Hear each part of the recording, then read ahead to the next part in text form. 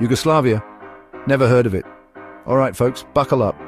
Let's dive into an alternate reality where Yugoslavia never existed. Imagine this. No Tito, no brotherhood and unity, just a bunch of Balkan states chilling out or not, in their own little corners. Weird, right? Now, I know some of you are probably thinking, Yugoslavia? Who cares? And to that, I say, fair point. But trust me, this hypothetical scenario is more mind-blowing than a Nicolas Cage movie marathon. We're talking about a completely different Europe, folks. Without Yugoslavia, the 20th century gets real weird, real fast. World wars, totally different ballgame. The Cold War, forget about it. It's like someone hit the shuffle button on European history. So grab a Sama, pour yourself a Slivovitz, and let's explore this wacky what-if together. It's going to be a wild ride.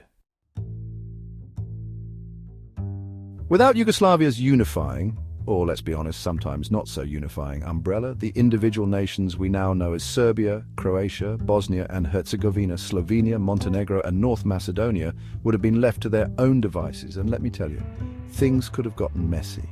Imagine Serbia, always the ambitious one, flexing its muscles, trying to become the big kahuna of the Balkans.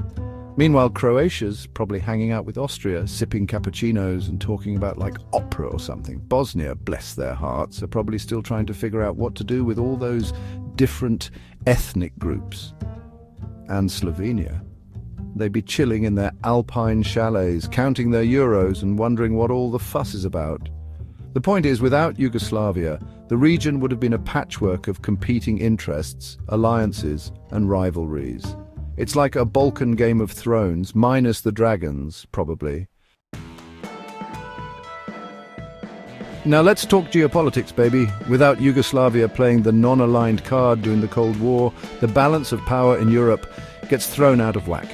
The Soviet Union might have tried to cozy up to some of these newly independent Balkan states, while the West would be scrambling to keep them out of the communist club. Talk about a diplomatic headache. And who knows what would have happened with the wars in the 1990s? Would they have happened at all? Would they have been even worse?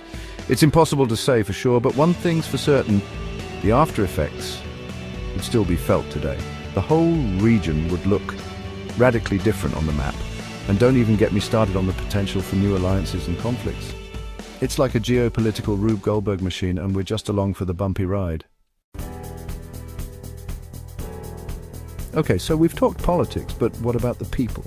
Without Yugoslavia's melting pot experience, would we have seen a flourishing of unique cultures, or would old tensions have bubbled to the surface? On the one hand, you could argue that without forced assimilation, each nation would have held onto its distinct traditions, languages and identities.